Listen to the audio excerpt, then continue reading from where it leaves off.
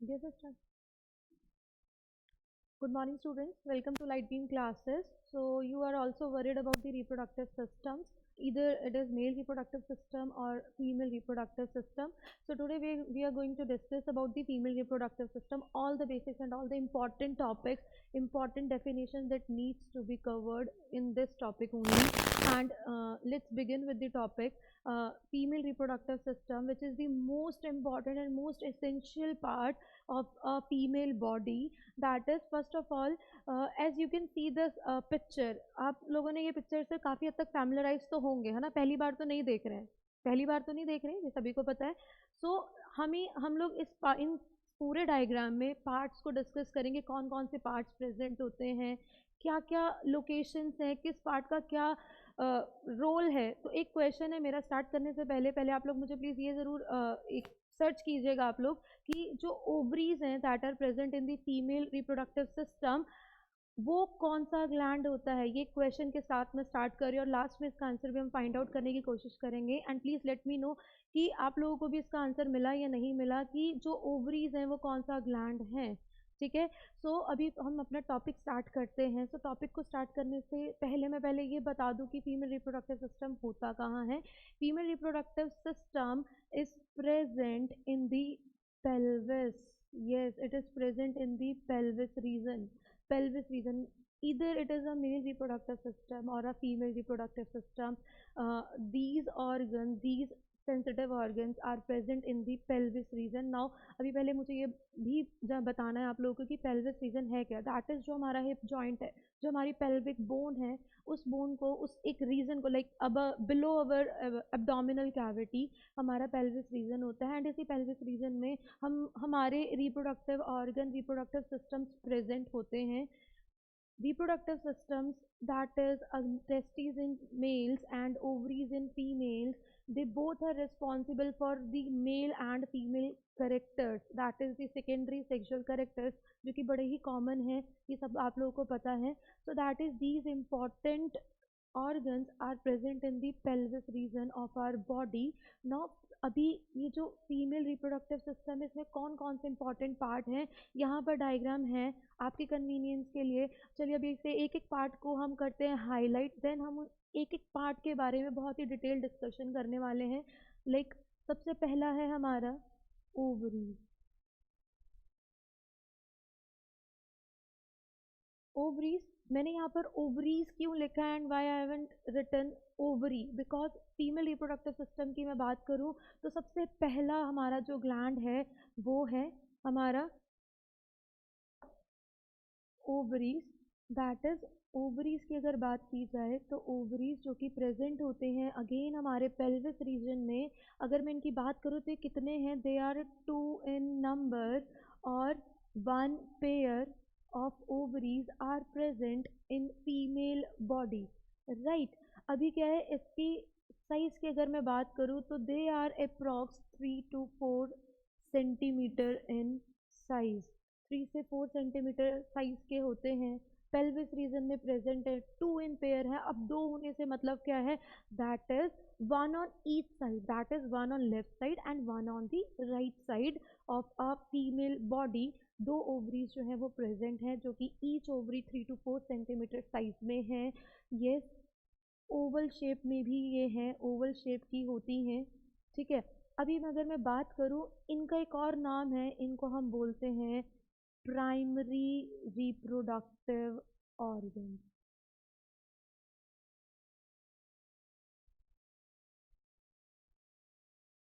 तो ओवरीज को primary reproductive organs भी हम बोल रहे हैं. इनको प्राइमरी रिप्रोडक्टिव ऑर्गन्स बोलने का रीज़न है क्योंकि ये मेन ऑर्गन है, मेन ग्लैंड है, जो कि फीमेल हार्मोन्स का सिक्रीशन कर रहे हैं. Yes, that is. अगर मैं बोलूँ आपको कि इनका रोल क्या है, या आपसे कभी 1 मार्क में पूछ लिया जाए एग्ज़ाम में, फाइनल्स में, कि what is the role of ovaries. So ovaries की अगर बात की जाए तो ovaries responsible for the production of female sex hormones, है ना. फीमेल सेक्स हॉर्मोन्स का फॉर्मेशन और सिक्रीशन, सिंथेसिस होता है ओवरीज में. फीमेल सेक्स हार्मोन कौन से हैं, oestrogen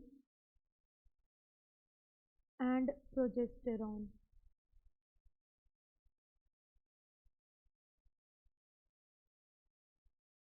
so estrogen and progesterone हमारे दो टाइप के हमारे हार्मोन्स हैं that are responsible for the female sexual characters. अभी मैं यहाँ पर आती हूँ इसके सेकेंड रोल की तरफ, दैट इज़ नेक्स्ट रोल की तरफ आते हैं। दैट इज़ बड़ा ही इम्पॉर्टेंट काम है इनका। इनका काम है गैमीट फॉर्मेशन करना, that is female sex cell का फॉर्मेशन करना। वो किसका काम है? ओवरीज का ही काम है। एंड फीमेल सेक्स सेल को क्या बोलते हैं? गैमीट क्या है फीमेल्स में? वो है ओवा, जिसको हम ओवम भी बोल रहे हैं और फीमेल एग भी बोल रहे हैं।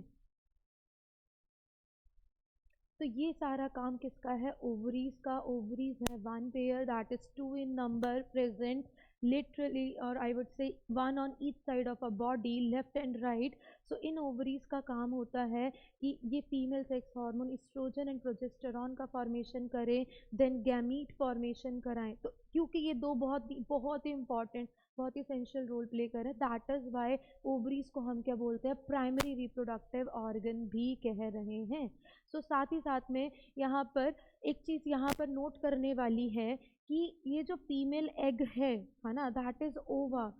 तो क्या ये हमेशा से होता है बॉडी में या नहीं होता है ना? तो एक क्वेश्चन जो मैंने पूछा था स्टार्टिंग में ही, स्टार्ट करने से पहले, जिसका आंसर हम एंड में करेंगे डिस्कस, कि ओवरीज कौन सा ग्लैंड है ना, कौन से टाइप ऑफ ग्लैंड के अंडर ओवरीज आते हैं, इनका क्या रोल है। बट यहाँ पर एक सेकंड क्वेश्चन अराइज हो जाता है कि ये एग क्या ओवरीज में हमेशा से प्रेजेंट होते हैं? तो please let me tell you एक एडिशनल इंफॉर्मेशन कि फीमेल बॉडी में एग्स और gametes at the time of birth present होते हैं, they are already present in the female body. That is, with the passing of the time or when the puberty hits, each month एक egg mature हो रहा है, जिसको हम further on और discuss करेंगे। लेकिन एक चीज़ आपको याद रखनी है, at the time of birth ovaries में all the eggs are already present. ठीक है, तो अभी नेक्स्ट हम इम्पॉर्टेंट ऑर्गन की तरफ बढ़ते हैं, that is fallopian tubes.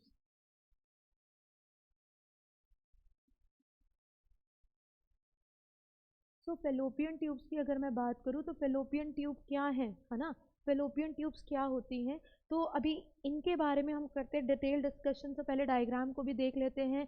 That is fallopian tube है हमारी, जो कि ओवरी से डायरेक्टली कनेक्टेड हैं।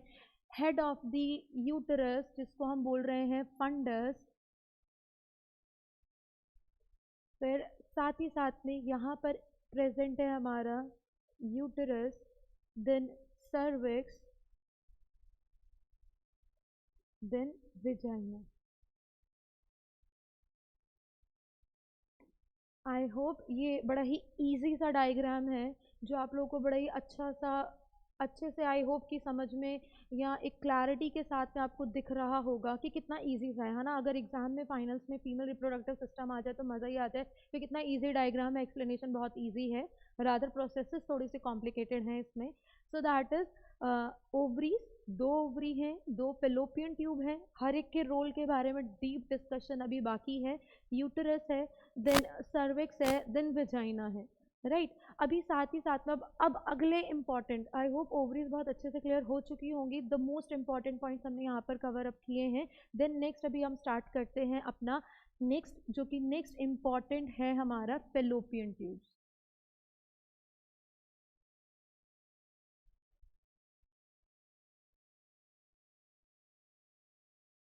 सो फेलोपियन ट्यूब्स की बात कर लेते हैं, राइट। फेलोपियन ट्यूब्स क्या हैं? सो फेलोपियन ट्यूब, जैसे कि मैंने अभी डायग्राम में भी मार्क किया था, सो फेलोपियन ट्यूब्स क्या है? They are the tube like structures or tubes that are directly connected to the ovary. They are in direct connection with the most important gland of a female body, that is ovary के साथ में ये एकदम direct contact में होते हैं, उसके साथ में जुड़े हुए होते हैं। ठीक है, अभी ओवरी फेलोपियन ट्यूब्स की भी मैं बात करूँ तो इनका एक और नाम है, आई होप सबको पता है, दैट इज ओविडक्ट। oviducts है ना, oviduct और fallopian tube both are same, that is fallopian tubes are the tube like structures जो कि जुड़े हुए हैं हमारी ओवरीज के साथ में, है ना। अभी क्या है, इसी के साथ में नेक्स्ट हम बात करते हैं। अब ये कितने हैं भाई, कितने नंबर ऑफ ओवरीज है, 3-4 तो होते नहीं है, मतलब फेलोपियन ट्यूब्स कितने हैं। जब हमारी बॉडी में 2 ओवरीज है, हर एक फेलोपियन ट्यूब ओवरी से जुड़ी हुई है, दैट इज फेलोपियन ट्यूब भी कितनी होंगी, 2n नंबर होगी फेलोपियन ट्यूब भी, ठीक है। अब इसके साथ में जैसे कि मैंने बोला भाई, रोल की अगर मैं बात करूँ ना, रोल की बात करूँ तो इसके 2 बड़े ही इंपॉर्टेंट रोल हैं। जैसे कि सबसे पहला रोल आता है कि ये क्या करता है, ये ओवरी के साथ में जुड़ा हुआ है, right. Fallopian tubes are in direct contact, like अगर मैं यहाँ पर दिखाऊं आपको, हम लोग अगर ये डायग्राम ही देख लें, है ना, यहाँ पे ये क्या है, ये ओवरी है, ओवरी के साथ में ये डायरेक्टली जुड़ा हुआ है, डायरेक्टली कनेक्टेड है यहाँ पर, राइट। अब ये डायरेक्टली जो कनेक्टेड है यहाँ पर फेलोपियन ट्यूब्स, तो यहाँ पर क्या है कि ये फेलोपियन ट्यूब से क्या कर रहा है, ये कर रहा है यहाँ से एग कलेक्ट, दैट इज, अगर मैं इसके रोल को एक्सप्लेन करने चाहूँ यहाँ पर आपको बताऊँ कि ओवरी का, फेलोपियन ट्यूब का सबसे पहला काम क्या है कि ये जुड़े हुए हैं ओवरी के साथ में। और अभी मैंने बोला कि ओवरी क्या कर रही है, एग फॉर्मेशन कर रही है। तो जो एग यहाँ बन रहा है भाई, इतने सारे एग्स बन रहे हैं ओवरी में, तो ये जो एग हैं ये कहाँ आएंगे, बाहर आएंगे, है ना, इनको बाहर आना है। अब बाहर कैसे आएंगे, कोई मैजिक नहीं होगा, दैट इज क्या होगा कि यहाँ से ये एक एग निकलेगा बाहर। अब इसको बाहर लेके के आने का काम कौन करती है, फेलोपियन ट्यूब करती है, दैट इज यहाँ पर क्या है, फेलोपियन ट्यूब का रोल समझ में आता है कि फेलोपियन ट्यूब एग को ओवरी से बाहर लेकर आने का काम कर रही है, क्योंकि ये डायरेक्टली जुड़ी हुई है। दूसरा, द मोस्ट इंपॉर्टेंट, लाइक मैं कितने भी स्टार बना दूँ ना, शायद वो कम पड़ जाएंगे, that is it is a site of fertilisation.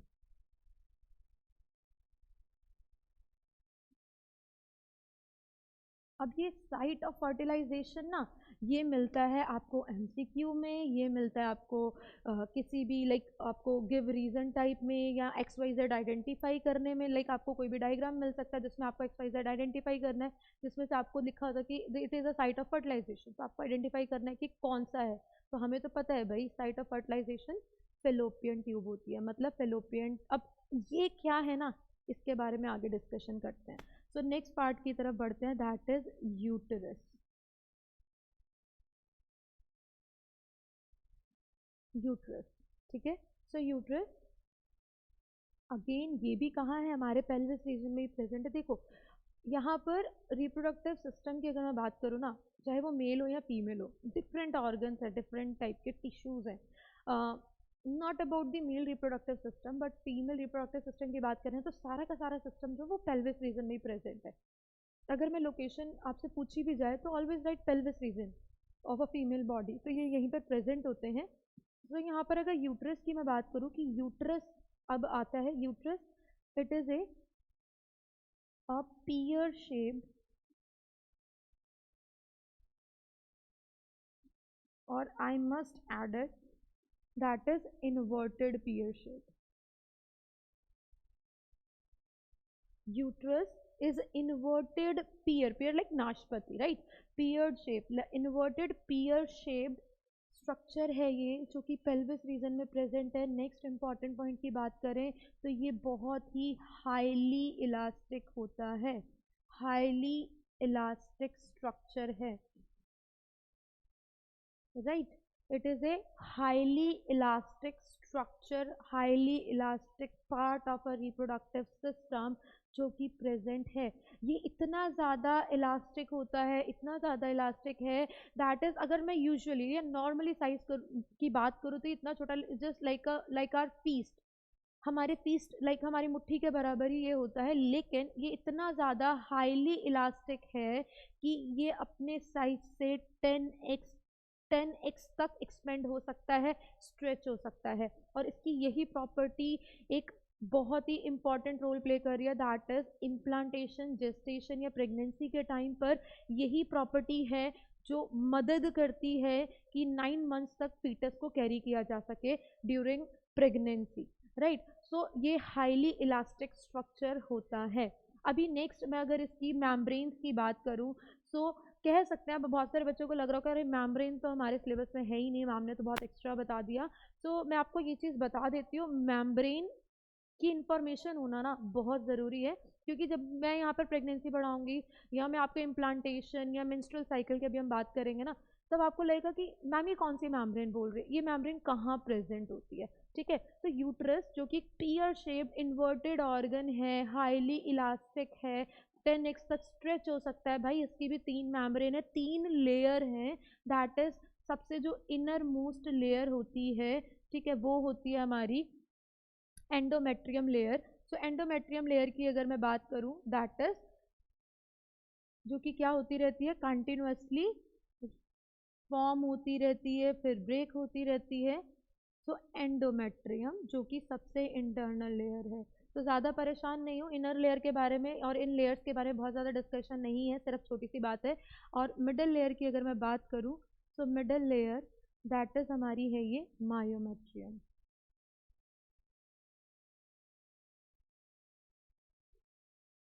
ठीक, मायोमेट्रियम। देन सबसे आउटर मोस्ट लेयर की अगर मैं बात करूं, सबसे outer most layer of a uterus is perimetrium.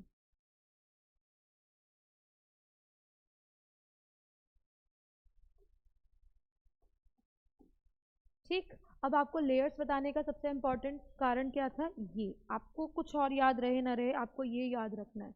Endometrium, endometrium layer है जो कि यूट्रस में इंटरनल सबसे इनर मोस्ट लेयर होती है। इसके बड़े इंपॉर्टेंट रोल है, वो भी आगे आ रहा है। ठीक है, अभी तो भाई हम सिर्फ पार्ट्स पढ़ रहे हैं।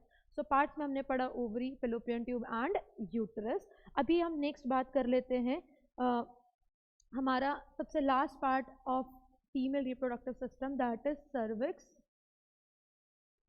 And vagina. सो सर्विक्स और विजाइना के बारे में फिलहाल हमें सिर्फ इतने जानने की जरूरत है कि दीज आर दी ओपनिंग्स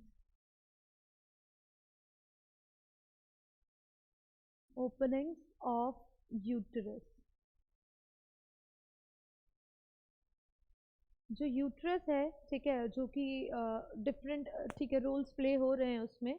तो that is cervix and vagina, these both are the openings of the uterus. Cervix की बात करें तो सर्विक्स एक स्विंटर और एक वॉल्व की तरह काम करता है, जो कि यूटरस को क्लोज करना या उसको स्ट्रेच करना, ओपन करना eight the time of pregnancy के लिए रिस्पॉन्सिबल होता है। इसके अलावा मैं थोड़ी सी एक चीज़ आपको यहाँ पर ये भी थोड़ी सी बता दूँ कि ये जो विजाइना है, राइट, विजाइना, वेजाइना का दूसरा नाम इसको हम बोलते हैं बर्थ कैनाल। तो वन मार्कर ये भी कभी आ जाता है, पूछा जाता है कि why this is known as, like vagina is known as birth canal. तो वेजाइना को बर्थ कैनाल इसलिए बोला जाता है क्योंकि लाइक आफ्टर प्रेगनेंसी, और I must say at the end of the pregnancy, ये क्या है, vagina acts like a route for the delivering of fetus,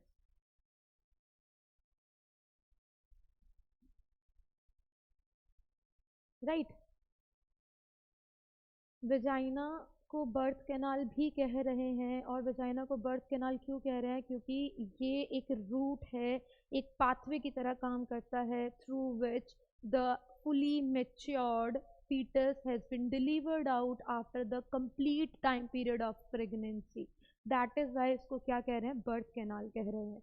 ठीक है, सो नेक्स्ट अभी यहाँ पर मुझे आई होप कि ये आपको क्लियर हुए हैं। सो हमने पार्ट्स रिप्रोडक्टिव सिस्टम में ओवरीज जो कि हमारे मेन प्राइमरी ऑर्गन हैं, सेकेंड हमने पढ़ा फेलोपियन ट्यूब्स जो कि साइट ऑफ फर्टिलाइजेशन है, यूट्रस है जो कि हाईली इलास्टिक है, जिसका रोल होता है फीटस को कैरी करने का। ठीक है, देन सर्विक्स एंड वेजाइना जो कि क्या है, ओपनिंग्स होते हैं। इसके अलावा कुछ ग्लैंड्स भी प्रेजेंट होते हैं। अगेन ये बोलेंगे आपकी मैम ने तो एक्स्ट्रा बता दिया, तो बस इतना याद रखें कि कुछ, मैं नाम नहीं बता रही हूँ, लेकिन कुछ ग्लैंड्स प्रेजेंट होते हैं जो कि वेजाइनल पीएच को भी मेंटेन करके रख रहे हैं और वेजाइना को लुब्रिकेशन भी देते हैं।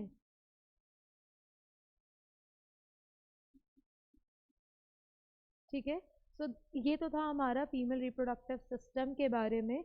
सो अभी यहाँ से हम आगे की तरफ बढ़ते हैं अपने नेक्स्ट टॉपिक की तरफ, that is the menstrual cycle, है ना। ये मुझे लगता है कि एक ऐसा टॉपिक है, शायद हमें प्रेगनेंसी तो समझ में आ जाती है, बट ये साइकिल क्या है हमें नहीं समझ में आता। ठीक है, तो चलिए स्टार्ट करते हैं इसको भी कि अभी मेंस्ट्रुअल साइकिल क्या है ना। बहुत सारे बच्चों को बड़े सारे डाउट्स होते हैं भाई, बहुत डाउट्स है, हमें तो कॉन्सेप्ट ही समझ में नहीं आता कि मेंस्ट्रुअल साइकिल है क्या, है ना। अगर मैंने पूछ लिया, if I ask which hormone is responsible for the menstruation, है ना, इसको मेंस्ट्रुएशन भी बोलते हैं। प्लीज मैथ्स वाला मेंस्ट्रुएशन नहीं समझना, क्योंकि मैथ्स का मेंस्ट्रुएशन की स्पेलिंग अलग होती है और इसकी स्पेलिंग अलग है, ठीक है। सो दैट इज मेंस्ट्रुअल साइकिल। अभी मेंस्ट्रुअल साइकिल शुरू करने से पहले इसकी डेफिनेशन पर थोड़ा देखते हैं, है ना, थोड़ा फोकस करते हैं, क्योंकि रटी रटाई डेफिनेशन अगर पढ़ोगे तो कुछ नहीं समझ आएगा। बायोलॉजी ना थोड़ी ऐसी है, इसको तोड़ तोड़ के पढ़ो, वर्ड्स को ब्रेक कर करके समझोगे ना तो बहुत ईजी हो जाएगा। हमें क्यों रटनी है ना बुक वाली स्टेटमेंट्स, अपनी खुद की स्टेटमेंट बनाएंगे तो ज़्यादा समझ में आता है। मेंस्ट्रुअल साइकिल, क्योंकि ये साइकिल है ना, नाम में ही साइकिल लिखा, तो let's begin with this cycle, cyclic. It is a menstrual cycle is a cyclic process, is a cyclic event of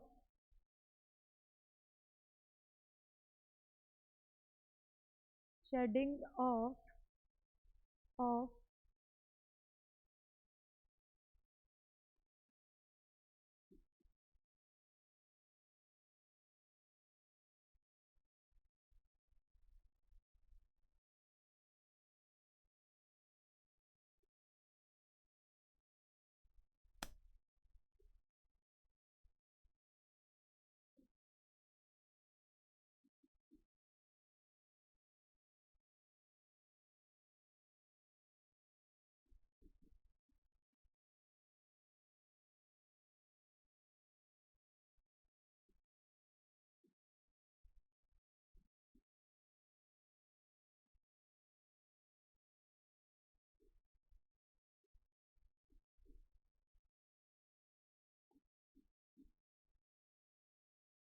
तो यहाँ पर दो चीज़ें हैं जो मैंने यहाँ पर कर दी हैं बॉक्स में बंद, है ना। बॉक्स में बंद क्यों करेंगे, क्योंकि बहुत इंपॉर्टेंट है। सो मेंस्ट्रुअल साइकिल से रिलेटेड जो चीज़ें आपको कंफ्यूज करती है, जो मुझे लगता है कंफ्यूजन होती है, अगर ध्यान से पढ़ते हो, कि हम बोलते हैं कि अगर फर्टिलाइजेशन नहीं हुआ, है ना, अगर एग एंड स्पर्म फ्यूज नहीं हुए तो मेंस्ट्रुअल साइकिल हो रहा है। तो क्वेश्चन आता तो एग कहाँ गया, है ना, फ्यूजन नहीं हुआ तो एग कहाँ गया, है ना, ऐसा क्यों, कहाँ जा रहा है, तो उसके कुछ क्वेश्चंस के आंसर भी इस स्टेटमेंट में। इसलिए मैंने बोला कि ना बायोलॉजी को रटना नहीं है, समझना है, ठीक है। सो दैट इज यहाँ पर क्या है, मेंस्ट्रुअल साइकिल एक साइक्लिक प्रोसेस है, मतलब इसका ना कोई एंड नहीं है कि कभी हुआ कभी नहीं, कभी हुआ कभी नहीं है, कभी साइकिल फॉलो अप होगा कभी नहीं होगा। That is a cyclic process है जो कि किसी भी फीमेल की लाइफ में ना कंटिन्यूअसली चल रहा है, चलता ही रहता है, ठीक है, टू अ सर्टेन एज। एक सर्टेन एज तक एक विंडो है जिसके बारे में अभी बताने जा रही हूँ आगे। एक सर्टेन स्टेज, एक सर्टेन विंडो तक ये साइकिल कंटिन्यूअसली हो रहा है। अब इसमें हो क्या रहा है, क्या कारण है, क्या रीजन है, दैट इज मेंस्ट्रुअल साइकिल एक साइक्लिक प्रोसेस है जिसमें फीमेल बॉडी से क्या होता है कि अनफर्टिलाइज्ड एग, जो एग फर्टिलाइज नहीं हुआ है, वो बॉडी से बाहर आ जाता है in the form of blood, in the form of blood. अब ब्लड की फॉर्म में बाहर आ रहा है, तो क्यों आ रहा है, अब इसमें क्या हो रहा है, यहाँ पर एक और इम्पॉर्टेंट की टर्म मैंने लिखा था, that is shedding of uterine layer, जो कि मैंने बोला था ना आप लोगों से कि लेयर्स को ध्यान में रखना। लेयर में चलो सबसे इनर मोस्ट लेयर कौन सी थी, एंडोमेट्रियम लेयर थी। अभी क्या है, इस पूरी प्रोसेस को मैं एक्सप्लेन कर रही हूँ। जैसे कि हम लोगों ने देखा था डायग्राम, अपने वापस चलते हैं प्रीव्यू हमारे डायग्राम पर, ठीक है। अब यहाँ पर प्रोसेस को डिस्कस करते हैं, स्टार्ट करते हैं कि हमने क्या पढ़ा, है ना, क्या होता है पूरा प्रोसेस। सो मेंस्ट्रुअल साइकिल में क्या है ना कि पूरा एक प्रोसेस फॉलोअप हो रहा है, पूरे हमारे जो बॉडी है उसमें हार्मोनल चेंजेस हो रहे हैं, ठीक है। सो हार्मोनल चेंजेस के साथ साथ में कुछ एक चीज़ और ऐड कर लेते हैं यहाँ पर हम, वो ये कि अब मेंस्ट्रुअल साइकिल में होने वाली चीज़ें क्या हैं। जैसे कि मैंने बोला कि मेंस्ट्रुअल साइकिल क्या है, एक साइक्लिक पाथवे है जिसमें अगर फर्टिलाइजेशन नहीं होता है तो अनफर्टिलाइज्ड एग बॉडी से बाहर आ जाता है, ठीक है, in the form of blood. तो अब ये पूरी प्रोसेस के इससे रिलेटेड चीज़ें देखते हैं। जैसे कि फर्स्ट, जो फर्स्ट साइकिल है, फर्स्ट मेंस्ट्रुअल साइकिल है, ठीक है, ये क्या है, इसको बोलते क्या है जी, ये भी बड़ा इंपॉर्टेंट टर्म है मेनार्के। इसको क्या बोलते हैं, मेनार्के, प्रोनाउंस सही से करना, मेनार्चे नहीं होता है, मेनार्के होता है, menarche. That is the first menstrual cycle. अब ये जो फर्स्ट मेंस्ट्रुअल साइकिल है ये स्टार्ट कब होता है? ये स्टार्ट होता है at the time of puberty. अब प्यूबर्टी फीमेल्स में कब आती है भाई? पढ़ा है जूनियर क्लासेस में, है ना। अब ये नहीं कहना कि कोविड था तब हमने पढ़ा नहीं, क्योंकि हमारे first that is puberty females में हिट करती है at the age somewhere between 11 to 13 years, right. 11 से 13 ईयर्स के बीच में फीमेल्स में करती है puberty hit, and that is puberty start होती है। तो जब वो प्यूबर्टी स्टार्ट होती है तो उसमें क्या होता है, वो जो एक फर्स्ट सबसे पहला मेंस्ट्रुअल साइकिल है उसको हम बोलते हैं मेनार्की। देन हमारा लास्ट, अब भाई पहले का नाम हमने दे दिया तो लास्ट का नाम तो देना बनता है ना। लास्ट, जो सबसे लास्ट, किसी भी, मैंने अभी बताया था कि एक साइक्लिक प्रोसेस है, एक विंडो है किसी भी फीमेल की एज में कि कब ये स्टार्ट हो रहा है कब ये लास्ट हो रहा है, राइट। तो यहाँ पर क्या है, सो लास्ट साइकिल क्या होता है उसको हम बोल रहे हैं, ये तो पता है मुझे, बड़ा कॉमन नेम है, लगभग सबको पता ही होता है, मेनोपॉज। अब मेनोपॉज के लिए ये एज क्या है, इसकी एज की बात करें तो 45 से 55 ईयर्स तक, ठीक। 45 से 55 ईयर्स की एज पर जाकर मेनोपॉज हो जाता है। बहुत जल्दी ना जो क्वेश्चंस आ रहे हैं ना माइंड में, अरे नहीं समझ में आया ये क्या बता दिया, वो बहुत जल्दी पूरा प्रोसेस क्लियर हो जाएगा आपको, बस थोड़ा सा वेट करना है, ठीक है। अभी ये जो साइकिल है ये कब से कब तक चल रहा है, ठीक है। ये जो साइकिल है, ये साइकिल है भाई हमारा 28 डेज का। ये मैं अलग से इसलिए बता रही हूँ ना, ये कुछ बड़े इंपॉर्टेंट, लाइक मोस्ट इंपॉर्टेंट है मेंस्ट्रुअल साइकिल के, मोस्ट इंपॉर्टेंट की पॉइंट्स है जो मैं यहाँ पर डिस्कस कर रही हूँ। फिर प्रोसेस तो भाई चलेगा, अभी प्रोसेस हम डिस्कस करेंगे। ये क्या है टोटल, ये जो साइकिल होता है, इट्स बेटर कि मैं ना इसको अप्रॉक्स नहीं बोलती हूँ, क्योंकि ये हम जब भी एनाटॉमी ह्यूमन बॉडी की बात करते हैं ना, कभी भी कुछ भी फिक्स नहीं होता, हमेशा रेंजेस होते हैं, क्योंकि हर किसी का फिजियोलॉजी अलग है, हर किसी का बॉडी अलग है। तो ये जो हमारी रेंज है ये वरी कर सकती है। दैट इज मेंस्ट्रुअल साइकिल की बात करें तो depending on the physiology of a female, किसी भी फीमेल बॉडी की फिजिक कैसी है, उसका लाइफस्टाइल कैसा है, उसकी डिजीज कंडीशन कैसी है, उसके बेसिस पर उसका रहना सहना कैसा ना, कि कोई भी कितना ज़्यादा एक्टिव है, उसके बेसिस पर जो ये जो साइकिल है मेंस्ट्रुअल साइकिल, ये कितने डेज का हो सकता है, 25 से 28 डेज का हो सकता है। दैट इज आफ्टर 28 डेज और 25 डेज ये साइकिल फिर से चालू हो जाता है, फिर से डे वन आ जाता है। अब डे वन आ जाता है तुरंत, इस तभी तो इसको साइक्लिक बोल रहे हैं। अगर बीच में पॉज होता या नहीं होता तो फिर इसको साइक्लिक बोलने का मतलब नहीं था, राइट।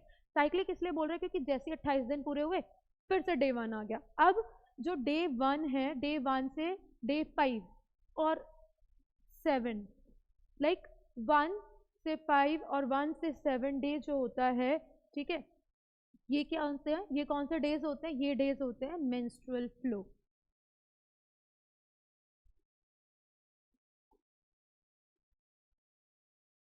तो ये वो टाइम पीरियड है जब क्या है, जो फ्लो ऑफ अनफर्टिलाइज्ड एग है ना, वो हो रहा है, दैट इज मेंस्ट्रुअल फ्लो हो रहा है, that is flow of blood हो रहा है।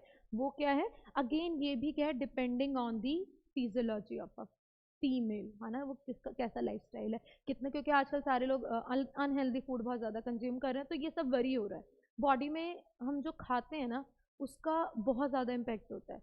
सो दैट इज़, ये था एक बहुत ही इम्पॉर्टेंट चीज़ें। अभी वापस चलते हैं हम अपने डायग्राम पर कि ये सारी चीज़ें क्या हो रही हैं, ठीक है।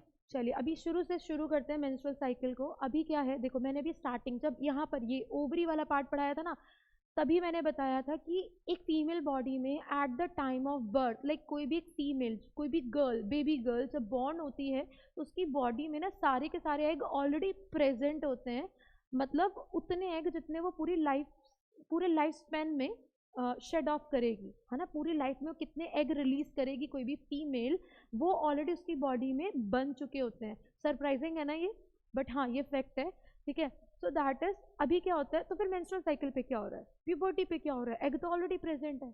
सो होता क्या है बेटा, भी अब जरा फोकस करें, बिल्कुल ध्यान से पूरे कंसंट्रेशन के साथ सुने। दैट इज क्या है, फीमेल बॉडी में ओवरी में ऑलरेडी एग प्रेजेंट है, लेकिन वो इमेच्योर है, वो मेच्योर एग नहीं है। तो होता क्या है कि जब प्यूबर्टी आती है, राइट, जब प्यूबर्टी हिट करती है उस टाइम पर क्या हो जाता है, प्यूबर्टी के स्टेज पर every month, please focus, puberty stage पर क्या हो रहा है कि प्यूबर्टी टाइम पर, मैं यहाँ पर एक छोटा सा नोट कर रही हूँ, दैट इज जब प्यूबर्टी हिट करती है तो every month, like each month one egg, सिर्फ एक एग एक ओवरी से रिलीज होता है, वन एग वन ओवरी से रिलीज होता है, ठीक है, एक एग एक ही ओवरी से रिलीज होता है। ऐसा कभी नहीं होता कि दोनों ओवरी से ना एक साथ में एग आ जाए, कि इधर से भी एक एग आ रहा और इधर से भी एक एग आ रहा, नहीं भाई, कंफ्यूज थोड़ी ना होना है। सो दैट इज कि एवरी मंथ एक ओवरी से एक एग निकलता है। और एक और इम्पॉर्टेंट और एक इंटरेस्टिंग सा फैक्ट मैं बता दूं कि ये हमेशा ऑल्टरनेट फैशन में होता है, ऐसा नहीं होता है कि हर बारी लेफ्ट ओवरी से एक एग निकलता रहे, या कभी एक निकल गया कभी दो, तो ऐसा नहीं। देखो, ये एक ऑल्टरनेट होता है, ये हार्मोन्स होते हैं, हार्मोन इसको बैलेंस करते हैं, जो तुम आगे फर्दर हम जब हायर क्लासेस में जाते हो तो चीज़ें धीरे धीरे क्लियर होती जाती हैं। दैट इज एवरी मंथ एक ओवरी से एक एग रिलीज होगा, वो भी ऑल्टरनेट मैनर में। मतलब अगर इस मंथ लेफ्ट ओवरी से एग रिलीज हुआ है तो नेक्स्ट मंथ वो राइट से होगा, फिर लेफ्ट से होगा, फिर राइट से होगा, ठीक। तो ये चीज़ एकदम माइंड में बैठा लो कि फीमेल बॉडी में एग ऑलरेडी प्रेजेंट है। अब प्यूबर्टी पे क्या होगा, प्यूबर्टी पर एग्स होते हैं मेच्योर, ठीक है, एग मेच्योर होने शुरू हो जाते हैं एवरी मंथ। जैसे प्यूबर्टी आएगी, like somewhere between 11 to 13 years, menstrual cycle Maynard के जो अभी बताया था मैंने, दैट इज एक ओवरी से एक एग मेच्योर हो गया और वो रिलीज होगा। अब आते हैं अपने डायग्राम पर वापस। देखो, जस्ट से कि मेंस्ट्रुअल साइकिल स्टार्ट होना है, ठीक। यहाँ पर क्या था कि यहाँ पर एक एग, ये वाला एक एग है, ये मैंने थोड़ा बड़ा कर देती हूँ, इसको डार्क करती हूँ, दिख रहा है ना। सो दैट इज ये क्या है कि ये एग मेच्योर हो गया, अब ये एग आ गया ओवरी से बाहर, ये एक मेच्योर एग था, ठीक है, वो इस ओवरी से आया बाहर। अब ये जो प्रोसेस है बच्चों, ये प्रोसेस का नाम इंपॉर्टेंट है, याद रखना, क्योंकि प्रेगनेंसी में भी सेम प्रोसेस आने वाली है। जैसे कि ये जो प्रोसेस है दैट इज ओव्यूलेशन। प्लीज अगर आप कॉपी लेकर बैठे ना तो इसको नोट भी करना। ओव्यूलेशन क्या है, कोई भी बुक की लैंग्वेज नहीं, ovulation is the release of egg, release of a matured egg out of the ovary, ठीक है, release of a matured egg out of the ovary is known as ovulation. मतलब एक मेच्योर एग एक month में ovary से जब बाहर आता है उसको बोलते हैं ओव्यूलेशन। आई होप क्लियर होगा। अब ये होता किस दिन है, जैसे कि मैंने बोला ना 28 दिन, 25 दिन या 28 दिन का साइकिल है, तो उस 25 से 28 दिन, लाइक अगर आपने डे 1 से काउंट करना शुरू करो तो 14th डे पर होता है एग रिलीज। तो ओव्यूलेशन ये भी कभी कभी ना मिल जाता है आपको कि ओव्यूलेशन क्या है और कौन से डे पे होता है। Ovulation is the release of matured egg out of the ovary is known as ovulation, and ovulation होता है 14th डे पर, ठीक है जी। तो अभी क्या है, यहाँ पर एक एग आ गया, ये एग आ गया। अब ये जो एग यहाँ आया है, अब देखो, अगर तो during intercourse, like during mating, अगर फ्यूजन हो गया है ना, मतलब अगर यहाँ पर स्पर्म से ये जो एग है, अगर ये स्पर्म से हो गया फ्यूज, तब तो क्या होगा, तब क्या होगा, तब तो हो जाएगा फर्टिलाइजेशन, ठीक है। अभी फर्टिलाइजेशन में प्रेगनेंसी में एक्सप्लेन करूंगी क्या होता है। सो यहाँ पर ये जो एक मेच्योर एग आया है, ठीक है, ये जो मेच्योर एग ओवरी से बाहर निकलकर यहाँ पहुंचा था, अब क्या है, ये फर्टिलाइज नहीं हुआ, ये फ्यूज नहीं हुआ, ये इसको स्पर्म से मेटिंग नहीं हुई, तो अब क्या हो गया कि ये एग यहाँ रुका नहीं रहेगा, ये एग यहाँ से क्या करेगा, रोल डाउन करना शुरू करेगा, नीचे नीचे आता रहेगा, ठीक। अब क्या है, यहाँ पर पहली चीज तो ये हुई कि 14th डे पर एक मेच्योर एग ओवरी से आया बाहर, ठीक। अब जैसे ये यहाँ पहुंचा एग, तो क्या हुआ, अब यहाँ पर सिर्फ यही प्रोसेस नहीं हो रही है, यहाँ पर यहाँ भी प्रोसेस हो रही है, ठीक है, एंडोमेट्रियम, याद आया, मैंने बोला था इंपॉर्टेंट है, याद, ये बार बार रिपीट होगा। अब क्या होता है, जैसे जिस टाइम पर ये एग यहाँ से रोल डाउन हो रहा होता है ना, सेम टाइम पे बेटा ये जो ये मेम्ब्रेन होती है ना, अंदर वाली ये मेम्ब्रेन, ये वाली जो मेम्ब्रेन है, ये ना डिवाइड हो रही होती है, ये मेम्ब्रेन डिवाइड हो रही होती है। मेम्ब्रेन मतलब सेल डिवीजन है ना, मेम्ब्रेन डिवाइड होती है, मेम्ब्रेन मोटी होती चली जाती है, थिक होती चली जाती है। अब थिक क्यों होनी है? थिक इसलिए होनी है, मान लो अगर फर्टिलाइजेशन हो गया होता है ना, then it will lead to pregnancy, pregnancy होती। अब प्रेगनेंसी हो जाती तो जो फीटस बनता, जो एम्ब्रियो डेवलप होता, वो यहाँ पर आके जुड़ता। इसको स्ट्रेंथ तो चाहिए भाई, उतनी ताकत तो चाहिए ना कि वो एक फीटस को कैरी कर सके। यहाँ पर फीटस होल्ड होगा तो इसको इतनी स्ट्रेंथ चाहिए। देखो नेचर है सब कुछ है ना, सारी चीजें एक साथ जुड़ के चलती रहती हैं। सो 14 डे पर एग रिलीज हुआ, मीन टाइम पर ये मेम्ब्रेन डिवाइड हो गई और मोटी होती चली गई। मोटी इसलिए हुई ताकि अगर अगर फर्टिलाइजेशन हो जाता या एम्ब्रियो फॉर्मेशन होता तो भाई यहाँ पर आकर एक फीटस आके जुड़ता उसको सपोर्ट देने के लिए।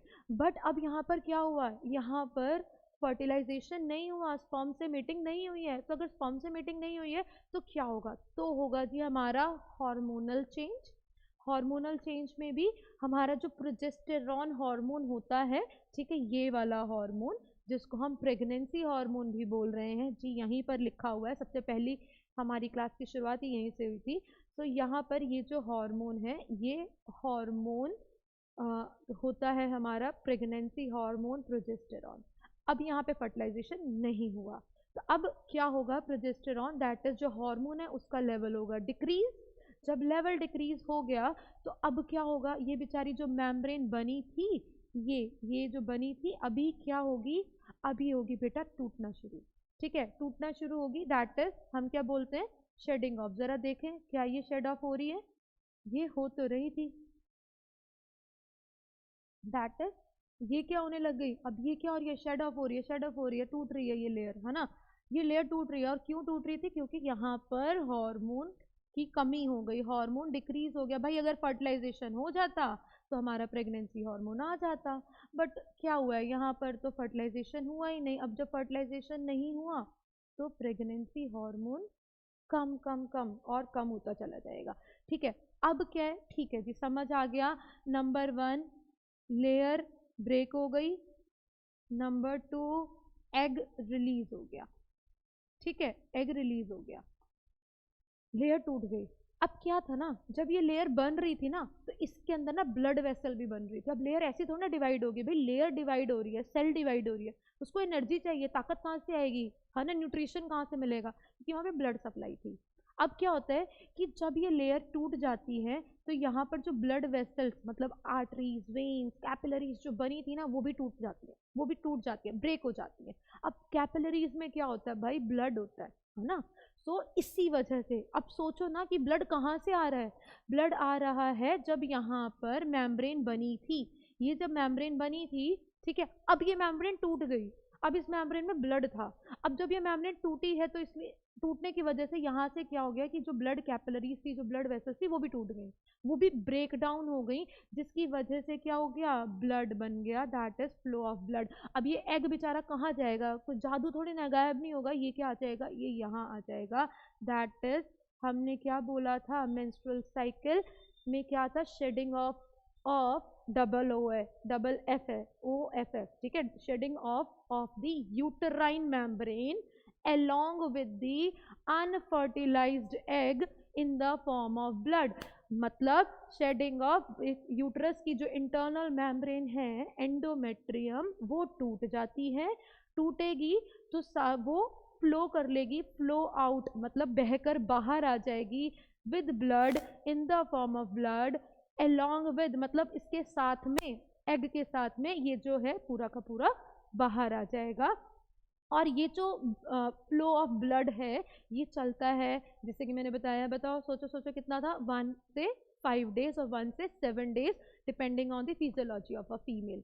तो ये था पूरा मेंस्ट्रुअल साइकिल। क्विक रिकैप कर दूं क्या, एवरी मंथ प्यूबर्टी टाइम पर 14 डे पर एक एग मैच्योर होगा, एक ओवरी से एक ही एग निकलेगा और एग आएगा बाहर। जैसे एग बाहर आएगा, अगर तो हो गया फ्यूजन, मतलब अगर ये स्पर्म से आके फ्यूज कर गया तो फर्टिलाइजेशन, तब तो भाई लीड टू प्रेगनेंसी। और हाँ, प्रेगनेंसी में नो मेंस्ट्रुअल साइकिल, ठीक है, मेंस्ट्रुअल साइकिल नहीं होता प्रेगनेंसी ड्यूरेशन में, वो आगे समझेंगे हम। सो यहाँ पे क्या, 14 डे हुआ ओव्यूलेशन, एग रिलीज हुआ, बाहर आया, नहीं हुआ फर्टिलाइजेशन, मेम्ब्रेन टूट गई, ब्रेक डाउन हो गई, फ्लो ऑफ ब्लड मतलब अब जो ब्लड वेसल थी वो भी टूट गई, जो अनफर्टिलाइज्ड एग था वो भी ब्लड के साथ आ गया बाहर, खत्म। क्या था डिफिकल्ट इसमें, मुझे समझ में नहीं आता। बहुत सारे बच्चे कंफ्यूज हो जाते हैं कि इसमें बहुत डिफिकल्टी है ना। क्लियर हुआ? चलो कुछ एक सेकंड का, कुछ एक आध मिनट का लो, गैप लो, थोड़ा सा ओवरव्यू करो, रिकैप करो कि क्या कुछ समझ में आता है, कुछ डाउट तो नहीं है ना। सोचो सोचो जो तुम लोगों ने सुना है उसको अपनी इमेजिनेशन में देखो कि क्या कुछ समझ में आ रहा है, नहीं आ रहा है। अगर नहीं आ रहा है तो देखेंगे फिर दोबारा से एक और नई वीडियो के साथ।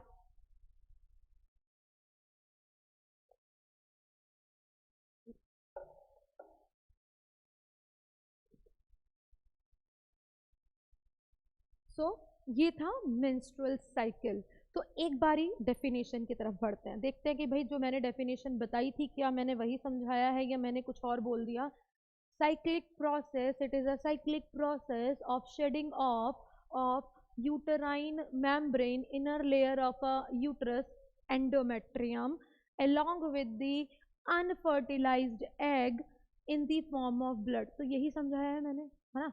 चलो फटाफट से हम बढ़ते हैं अपनी नेक्स्ट टॉपिक की तरफ। नेक्स्ट टॉपिक, हाँ जी हाँ जी वही है, दैट इज प्रेगनेंसी, है ना। क्योंकि अभी मेंस्ट्रुअल साइकिल हमने समझ लिया। अगर देखो अगर मेंस्ट्रुअल साइकिल आपको ढंग से समझ में आ गया है तभी समवेयर ना आप प्रेगनेंसी समझ पाते हो। आप सोचो नहीं नहीं मेरे को तो प्रेगनेंसी समझ में आ गया, पता नहीं मेंस्ट्रुअल साइकिल आए नहीं आए। तो ना ये चीज़ समझो, दोनों कोरिलेटेड है। प्रेगनेंसी है कोरिलेटेड टू मेंस्ट्रुअल साइकिल। जैसे मैंने अभी बोला कि मेंस्ट्रुअल साइकिल नहीं होगा, ये जो फ्लो है मेंस्ट्रुएशन है ड्यूरिंग प्रेगनेंसी नहीं होता। अब उसका क्या कारण है, ऐसा क्यों बोल दिया मैंने, है ना।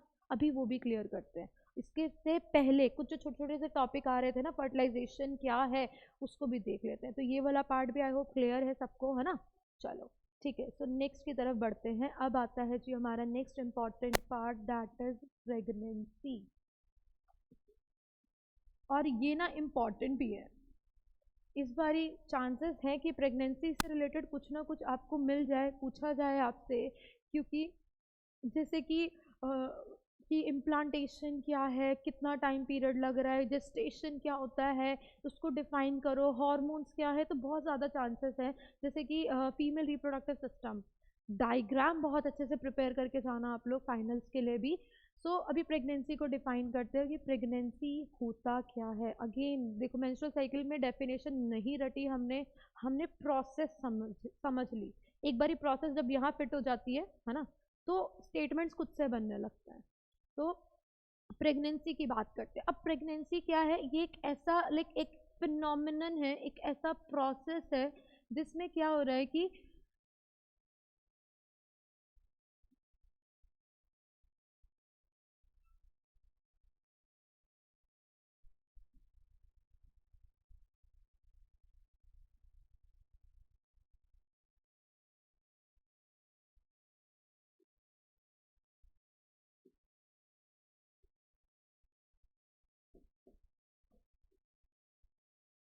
Process of formation of new individual. Pregnancy एक ऐसा स्टेज है, एक ऐसा प्रोसेस है जिसमें ना हमारी बॉडी में हमारे जो सिस्टम है लाइक होल बॉडी और हार्मोनल सिस्टम में बहुत सारे चेंजेस आते हैं। एक्चुअल में ना ये वाला पार्ट कॉम्प्लेक्स भी इसलिए लगता है ना क्योंकि बड़े सारे हार्मोन हमें पढ़ने हैं, बहुत सारी चीज़ों पर फोकस करना है। ये हार्मोन है या ये हार्मोन है, इसका क्या काम है, इसका क्या काम है, कौन से पार्ट में क्या हो रहा है, कंफ्यूज नहीं। सिर्फ प्रोजेस्टेरॉन प्रेगनेंसी हार्मोन है। प्रोजेस्टेरॉन अगर कम हुआ, डिक्रीज हुआ तो मेम्ब्रेन टूट जाएगी, inner membrane endometrium break down हो जाएगी। मेम्ब्रेन ब्रेक डाउन हो गई तो फ्लो ऑफ ब्लड होगा। तो भाई मिसकैरेजेस जो कि सुना होगा है ना, बहुत बारी अबॉर्शंस और मिसकैरेजेस वो भी समवेयर इसी वजह से होते हैं। क्योंकि क्या है, हमारा जो हार्मोन है, फीमेल बॉडी ना हार्मोन सेंसिटिव है। थोड़ा सा भी हार्मोन डिसबैलेंस होता है ना तो पूरी बॉडी में कहीं ना कहीं कुछ ना कुछ चीज़ें आपको दिखने लगती है।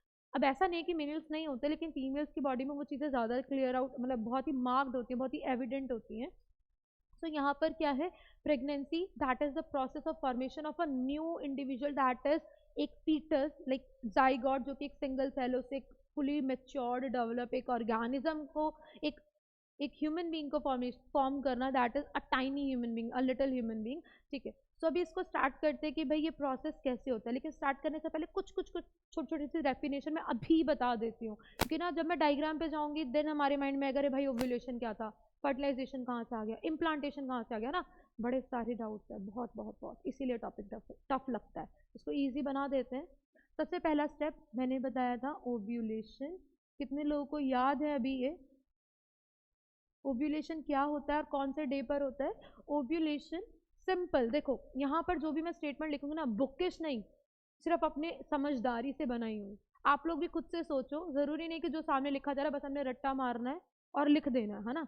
खुद से स्टेटमेंट बनाओ, खुद से समझो, चीजें बहुत ईजी हो जाती है, इतना टफ भी नहीं है ये, ठीक है। ओव्यूलेशन एक सिंगल लाइन में, रिलीज ऑफ मैच्योर एग। अब एग का मतलब तो पता है ना, दैट इज फीमेल गैमेट और ओवा आउट ऑफ ओवरी और ओवरीज, राइट। अब दिन भी लिख ही लें, ऑन कौन से दिन पे था? 14th day, yes 14th day.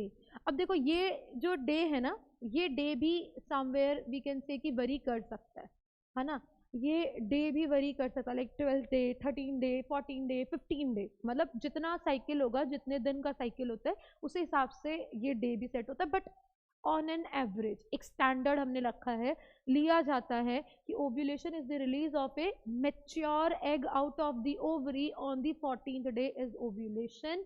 Then second हमारा आता है फर्टिलाइजेशन। अभी समझ लें ये सारी डेफिनेशंस को, क्योंकि ये टर्म ही आपको मुझे लगता है सबसे ज़्यादा कंफ्यूज करते हैं, बहुत सारे हैं बच्चे बेचारे कैसे याद करें, है ना। तो फर्टिलाइजेशन, छोटी सी बात, साइट ऑफ फर्टिलाइजेशन क्या थी सबसे पहले? साइट ऑफ फर्टिलाइजेशन बताओ बताओ, site of fertilization that is fallopian tube. Fallopian tubes में होता है ये इंपॉर्टेंट है इसलिए मैंने पहले ही लिख दिया, है ना। अब बात करते हैं इसकी डेफिनेशन की। डेफिनेशन की बात करें तो भाई सिंपल सी बात है, क्यों कंफ्यूज होना है? Fusion of male and female gamete हो गया fertilization. Fertilization is the fusion of male and female gametes inside the fallopian tube. Fallopian tube में मेल और फीमेल गैमेट फ्यूज हो जाते हैं और फ्यूजन। अब ना बहुत सारे बच्चे क्या सोचते हैं ना कि ठीक है जाइगोट बन गया, जाइगोट आगे यूट्रस से जुड़ गया, सारा कुछ फर्टिलाइजेशन है, प्रेगनेंसी का दूसरा नाम फर्टिलाइजेशन रख देते हैं। ये नहीं करना है, फर्टिलाइजेशन एक सिंगल स्टेप है, ठीक है, एक सिंगल स्टेप है, बस सिर्फ एक सिंगल, कि जैसे कि हमारा फीमेल एग, ठीक, एग आके जुड़ गया स्पर्म से और स्पर्म आके फ्यूज हो गया, स्पर्म फ्यूज हो गया है एग से, बस ये है फर्टिलाइजेशन, इसके आगे कुछ नहीं, ठीक है। सो नेक्स्ट थर्ड आ जाता है जी हमारा इम्प्लांटेशन।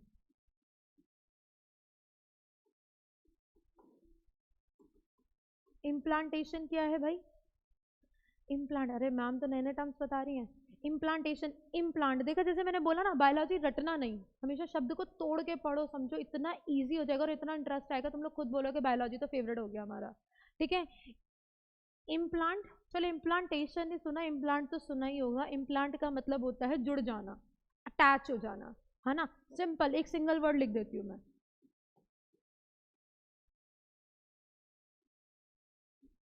अटैचमेंट, है ना। अटैचमेंट, अब क्या अटैचमेंट हो रहा है? इम्प्लांटेशन मतलब अटैचमेंट, अटैचमेंट ऑफ, इसको रब कर दिया जाए, बीच में आ रहा है,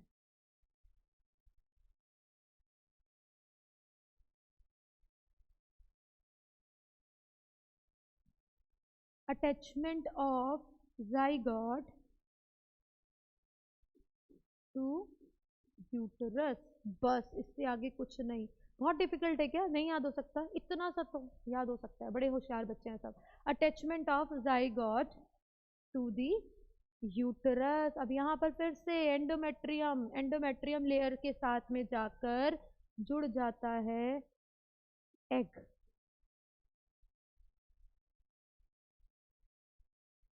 समझ में आ रहा है ना एंडोमेट्रियम? चलो जी, एंडोमेट्रियम भी हो गया। अब इसके बाद आता है आखिरी हमारा दैट इज पार्ट्यूरेशन।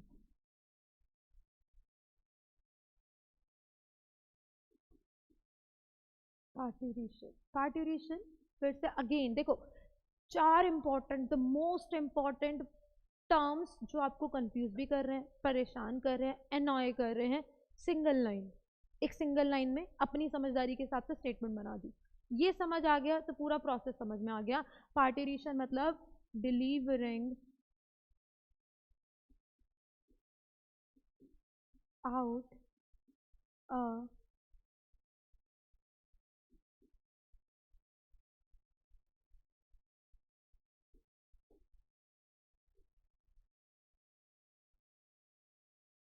यहाँ पर मैंने लिखा है delivering out a fully matured foetus, ठीक है।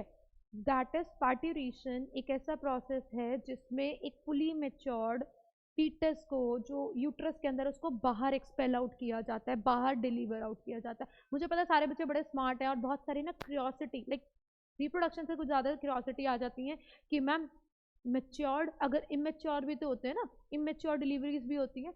तो बेटा सिंपल सी चीज़ है, मैंने यहाँ पर फुली मेच्योर लिखा ज़रूर है, या फिर मैं डिलीवरिंग आउट फीटस लिख दूंगी तो भी बहुत ज़्यादा फर्क नहीं आता। ये हमारी अंडरस्टैंडिंग है। देखो, चाहे फीटस फुली मेच्योर हो या फिर इमेच्योर हो, और I should say pre mature हो, दोनों ही केसेस में, या फिर सिजेरियन भी अगर है, सो दैट इज अगर हम एक फुली ग्रोन या एक फीटस को, एक लिविंग और डेड और मेच्योर और प्री मेच्योर एक ऑर्गेनिज्म को बॉडी से बाहर निकाल रहे हैं ना, तो वो पार्ट्यूरेशन है, ठीक है। वो पार्ट्यूरेशन है। तो कोई भी डाउट ना दिमाग में नहीं रखना कि बस फुली मेच्योर ही है, या कौन से रूट, लाइक वेजाइनल रूट और जिसको हम बर्थ कैनाल बोल रहे हैं उसको पार्ट्यूरेशन बोलेंगे तो सी सेक्शन, सिजेरियन से क्या होगा, never mind, that is parturition expelling out, ठीक। तो यहाँ पर हुए चार दी मोस्ट इंपॉर्टेंट, ओव्यूलेशन का मतलब release of egg, fertilization, fusion of eggs, egg and sperm, implantation, attachment of zygote. ये बड़ा नया शब्द तो नहीं है ना, लेकिन इसके बारे में आगे पढ़ेंगे। That is parturition. नेक्स्ट आता है पार्ट्यूरेशन। पार्ट्यूरेशन जो भी मैंने बताया, that is expelling out a foetus.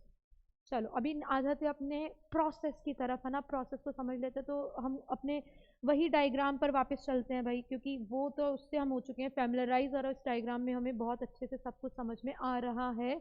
उम्मीद है मुझे आ रहा होगा, ठीक है। चलो इसको थोड़ा सा क्लीन करते हैं।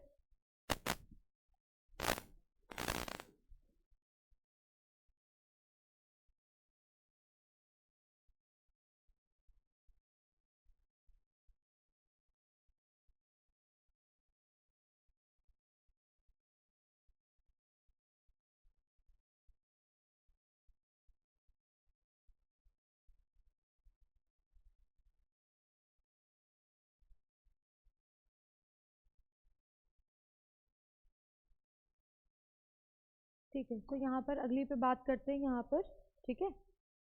अब अपनी प्रोसेस स्टार्ट करते हैं। चार पॉइंट, चार प्रोसेसेस दिमाग में रखनी है, उस हिसाब से हम समझेंगे, ठीक है। चलो लेट्स बिगिन। मैंने बोला कि एवरी मंथ एक ओवरी से सिर्फ एक एग रिलीज होता है, मेच्योर्ड एग, ठीक है जी। एक ओवरी से एक मेच्योर्ड एग रिलीज होता है एवरी मंथ। अभी क्या है, ये जो एग रिलीज होकर बाहर आ गया, ठीक है, ये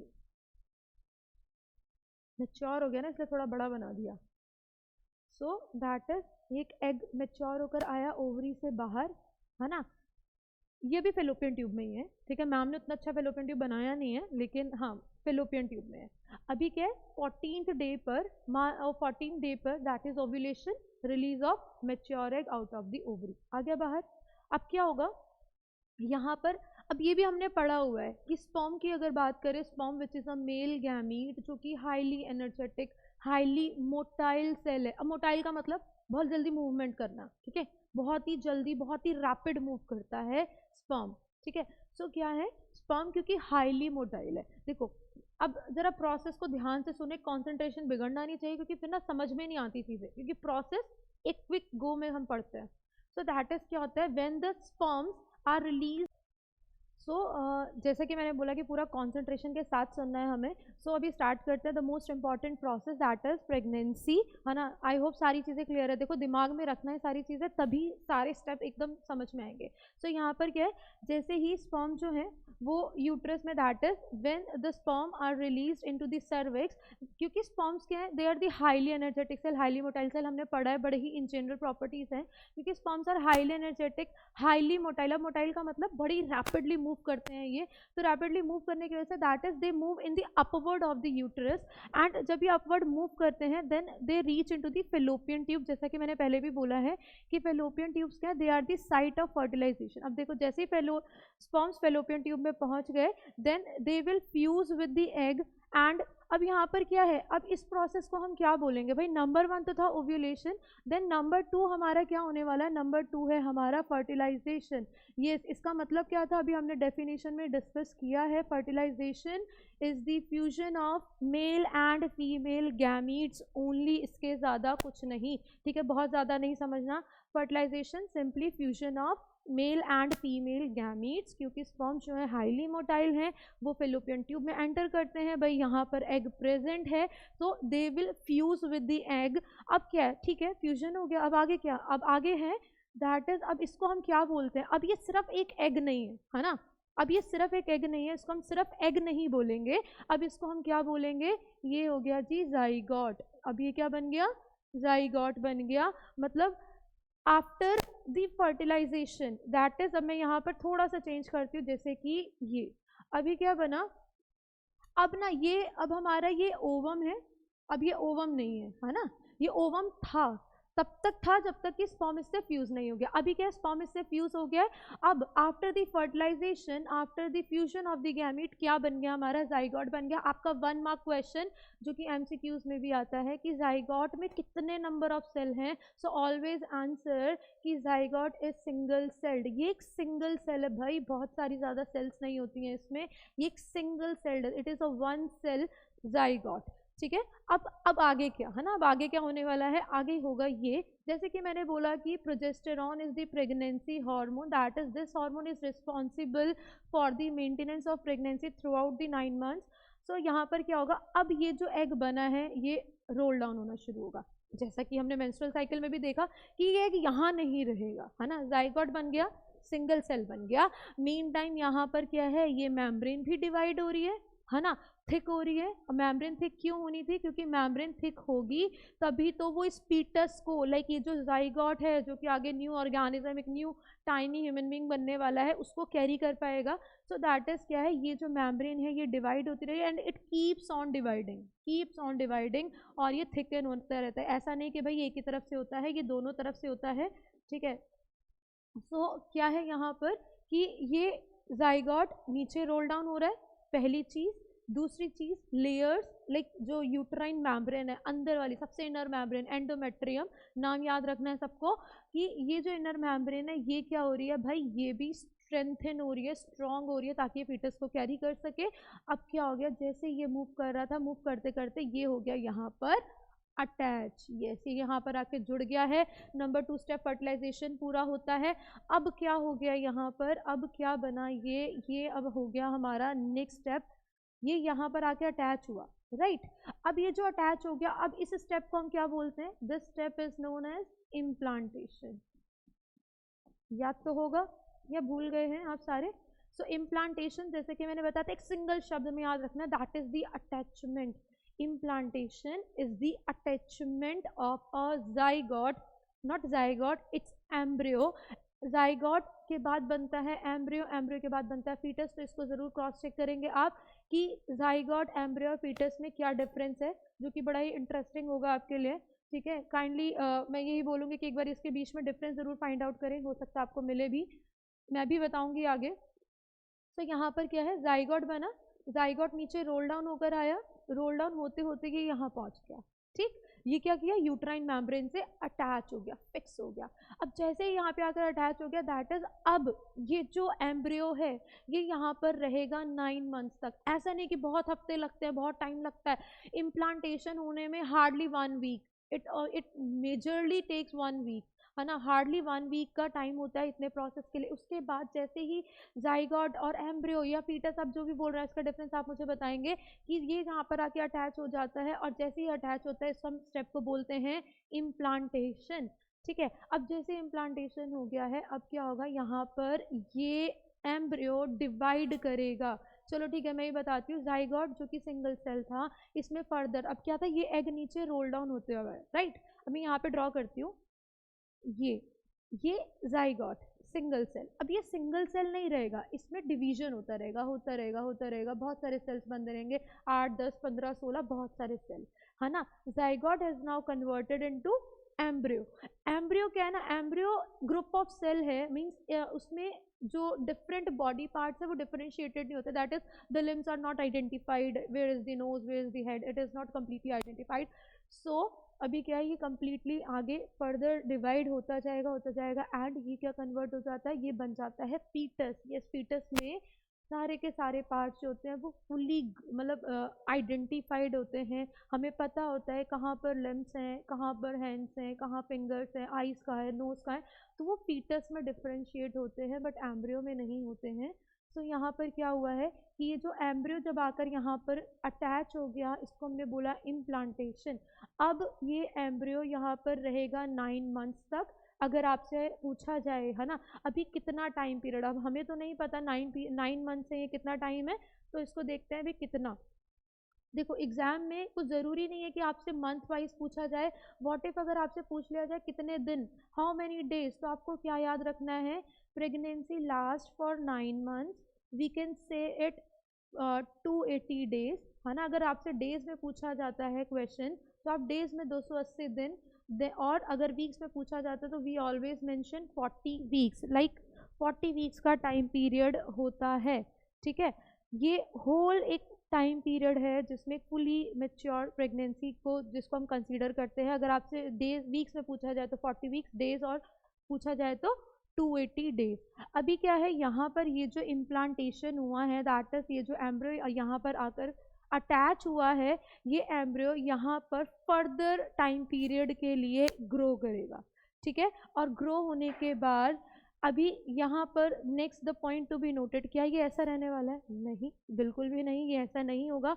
अभी जैसा कि मैंने बोला कि भाई ये जो जाइगोट एम्ब्रियो बने हैं ये डिवाइड होंगे, तो इसके साथ साथ में जो यूटेराइन मेम्ब्रेन है, इंटरनल मेम्ब्रेन जो है, दैट इज द एंडोमेट्रियम, वो भी डिवाइड होगी, है ना, वो भी डिवाइड होगी। और अब इसमें साथ साथ में क्या होगा, यहाँ पर 2 चीज़ें होने वाली हैं, देखते हैं आगे। 2 चीज़ें क्या होंगी यहाँ पर, दैट इज ये यूटेराइन मेम्ब्रेन डिवाइड होगी, एंड यहाँ पर क्या होगा बेटा, यहाँ पर होगा एक डिस्क लाइक टिश्यू का फॉर्मेशन, दैट इज यहाँ पर एक टिश्यू बनेगा, टिश्यू फॉर्म होता है जो कि डिस्क लाइक होता है। डिस्क लाइक बोले तो कुछ इस तरीके का डी, है ना, जैसे हम डी ड्रॉ करते हैं, तो ये डिस्क लाइक एक टिश्यू का फॉर्मेशन होगा। ऐसा नहीं है कि जो ये जाइगोट बना है, ये जो मास ऑफ सेल है या जो ग्रुप ऑफ सेल है, सिर्फ यही डिवाइड हो रहा है ना। जैसे कि मैंने पहले भी बोला, यूट्राइन मेम्ब्रेन भी इक्वली डिवाइड होते रहते हैं, है ना, क्योंकि उनको स्ट्रेंथ चाहिए, उनको फीटस होल्ड करना है for the upcoming time period. तो यहाँ पर क्या है, ये डिवाइड होगा, डिवाइड होते होते यहाँ पर क्या होगा, यूट्राइन मेम्ब्रेन फॉर्म करते हैं एक डिस्क लाइक स्ट्रक्चर। तो इस डिस्क लाइक स्ट्रक्चर का नाम है प्लेसेंटा। क्या है, प्लेसेंटा, इसका नाम तो सुना ही है सबने। अब इसका रोल जी बहुत इंपॉर्टेंट है, बहुत ज़्यादा इंपॉर्टेंट है ये। इसका रोल आपसे पूछा जाता है, फंक्शंस पूछे जाते हैं कि प्लेसेंटा का रोल क्या है, प्लेसेंटा का फंक्शन क्या है। तो 2 चीज़ें हमेशा याद रखनी है। देखो फीटस एक लिविंग ऑर्गेनिज्म, एक टाइनी ह्यूमन बीइंग है ना, उसकी बॉडी को शायद हमसे ज़्यादा एनर्जी लगेगी ग्रो करने के लिए, क्योंकि एक एक बॉडी पार्ट को ग्रो होना है ना, हर एक बॉडी सेल, हर एक टिश्यू को ग्रो करना है, डिवाइड करना है, तो शायद हमसे ज़्यादा एनर्जी उसको भी चाहिए। सो उस तक न्यूट्रिशन पहुंचाना, है ना। अब देखो जब तक फीटस वॉर्म में या यूट्रस में है, वो ब्रीद नहीं कर रहा है ना, तो उसको गैसेस एक्सचेंज, ऑक्सीजन कहाँ से मिलेगी भाई, ऑक्सीजन के बिना तो सर्वाइव नहीं कर सकते। सो प्लेसेंटा एक ऐसा टिश्यू है जिससे थ्रू मदर फीटस को क्या किया जा रहा है, उसको सारे न्यूट्रिशन प्रोवाइड कराए जा रहे हैं, साथ ही साथ में उसको इम्पॉर्टेंट गैसेस भी दिए प्रोवाइड किए जा रहे हैं जो कि रिक्वायर्ड है उसको लिविंग रखने के लिए, जिंदा रखने के लिए for the certain time period. और अब भाई उसकी बॉडी में जो फीटस है उसकी बॉडी में बहुत सारे प्रोसेसेस चल रहे हैं, तो ड्यूरिंग दिस टाइम वेस्ट भी बनेगा, है ना, वेस्ट प्रोड्यूस होगा। अब वो वेस्ट टॉक्सिक है, वो फीटस की बॉडी में नहीं रह सकता, उसको बॉडी से बाहर निकालना है, वो बाहर निकाला जाता है और मदर ब्लड में, मैटरनल ब्लड में उसको पोर कर दिया जाता है, जिसके थ्रू वो बॉडी से बाहर आ जाता है। सो यहाँ पर प्लेसेंटा के ही साथ में यहाँ पर फर्दर ऑन आगे यहाँ पर एक फाइन सी थिन सी ट्यूब का फॉर्मेशन होता है, ठीक है। इस फाइन और थिन ट्यूब को हम क्या बोलते हैं, इस फाइन और थिन ट्यूब को हम बोलते हैं अम्बिलिकल कॉर्ड। ये जो अम्बिलिकल कॉर्ड है, सिंपली ना बच्चे क्या होते हैं कंफ्यूज हो जाते हैं between these two term. Placenta एक टिश्यू है, मेन वो टिश्यू है जो कि ट्रांसपोर्टेशन, एक्सक्रीशन, गैसेस एक्सचेंज में हेल्प कर रहा है, और अम्बिलिकल कॉर्ड सिर्फ एक ट्यूब है, ठीक है, एक रास्ता है जिसके थ्रू फीटस को क्या किया जाए, न्यूट्रिशन प्रोवाइड किया जाए। अभी क्या था, जो एम्ब्रियो था, है ना, लाइक बॉल है, ग्रुप ऑफ सेल्स है, अभी वो क्या कर रहा है, डिवाइड कर गया। So at the end of the pregnancy, है ना, with after the complete time क्या है कि ये जो फीटस है ये ग्रो करेगा, इसमें डिफरेंट बॉडी पार्ट्स का फॉर्मेशन होगा, इसको नरिशमेंट चाहिए, न्यूट्रिशन चाहिए, उसको प्लेसेंटा से कंटिन्यूसली मिलता रहता है। अभी क्या होगा कि जब ये फीटस फुली ग्रोन होगा, फुली मैच्योर हो जाएगा, then after the time period of 9 months और आफ्टर दी 280 डेज, और अगर आपसे वीक्स में पूछा जाता है तो 40 वीक्स में क्या होगा कि इसको बॉडी से बाहर डिलीवर आउट कर दिया जाता है। तो जी नंबर 3 प्रोसेस था हमारा इम्प्लांटेशन, एंड नंबर 4 जो मैंने इंपॉर्टेंट बताया था पहले, that is parturition. So parturition का मतलब मैं ऑलरेडी एक्सप्लेन कर चुकी हूँ। सो यहाँ पर क्या होगा, after the full term pregnancy, after the full time period क्या होगा कि फुली मैच्योर्ड फीटस को बॉडी से बाहर एक्सपेल आउट कर दिया जाएगा। So that is the whole about this process, that is the whole about this pregnancy phenomena. ये वो प्रोसेस, वो कॉम्प्लेक्स प्रोसेस है जो तुम सभी लोगों को बड़ा ही डिफिकल्ट और बड़ा ही कॉम्प्लेक्स लगता है। वो भी मैंने बताया कि क्यों कॉम्प्लेक्स लग रहा था, क्योंकि ना इसमें बड़े अलग अलग से नाम है, बड़े साइंटिफिक नेम, और वो तो हमें याद करने की आदत भी नहीं होती है ना, बड़े टफ थे, बट इतने भी टफ नहीं थे। तो सबसे पहला क्या हुआ, ओव्यूलेशन हुआ, रिलीज ऑफ एग हुआ, नंबर 2 फर्टिलाइजेशन हुआ, that is fusion of male and female gametes था। अभी क्या हुआ भाई, जो जाइगोट बना, जो एग सेल बना, है ना, वो क्या हुआ, डिवाइड होता रहा, फीटस बना, यूट्रस वॉल डिवाइड हुई, प्लेसेंटा बना। अब यहाँ पर फॉर द अपकमिंग 9 मंथ्स तक क्या होगा कि यहाँ पर ये फीटस ग्रो करेगा, डेवलप करेगा, and after the full term pregnancy उसको पार्ट्यूरेट करा दिया जाएगा, that is expelled out of the body. So this is the reason हमने क्यों वेजाइना को बर्थ कैनाल बोला था, क्योंकि this is the pathway, this is the route through which the fully matured fetus is delivered out of the body, ठीक है। सो ये था पूरा प्रोसेस। तो सबसे लास्ट, जी यहाँ पर आंसर भी दिख गया होगा ना, कि यहाँ पर आंसर लिखा हुआ है। मैंने स्टार्टिंग में, वीडियो स्टार्टिंग में आपसे क्वेश्चन पूछा था कि ओवरीज कौन से ग्लैंड है, जरा उसको जस्ट बताना, या देखने की कोशिश करना, बताओगे तो कैसे कि ये कौन से ग्लैंड है। तो ओवरीज होते हैं हेट्रोक्राइन ग्लैंड। तो कुछ नया ना शब्द लगा क्या, क्योंकि हमने तो एंडोक्राइन ग्लैंड पढ़े हैं लेकिन हेट्रोक्राइन तो कभी सुना ही नहीं। सो हेट्रोक्राइन ग्लैंड वो होते हैं जो दोनों की तरह काम करते हैं, मतलब जो एंडो भी हो और एक्सो भी हो। सो एंडो क्यों है ये, क्योंकि ये क्या कर रहा है, हार्मोन्स का फॉर्मेशन कर रहा था। और एक्सो क्यों था भाई, क्योंकि ये गैमीट्स का फॉर्मेशन करता है। इसीलिए testis and males and ovaries in females are heterocrine glands, ये दोनों ही काम करते हैं, इसलिए इंपॉर्टेंट ऑर्गन्स भी होते हैं। तो इसी के साथ में ये पूरा टॉपिक ख़त्म होता है। मुझे उम्मीद है कि पूरा अच्छे से क्लियर हुआ होगा। अगर कुछ भी डाउट्स होंगे, कुछ और चीज़ें होंगी, तो फिर नेक्स्ट वीडियोज़ में दोबारा फिर से हम डिस्कशन करेंगे। Thanks to all.